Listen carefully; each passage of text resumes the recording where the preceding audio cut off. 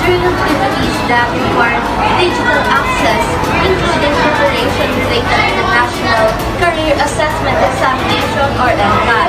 According to school officials, some computers experience technical issues such as system errors and slow performance. Students are advised to remain calm as schools ensure all necessary arrangements are made.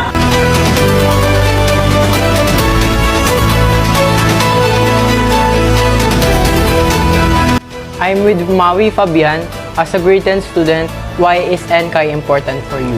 Para sa akin, ang NCAI importante para makapili ng track sa senior high school.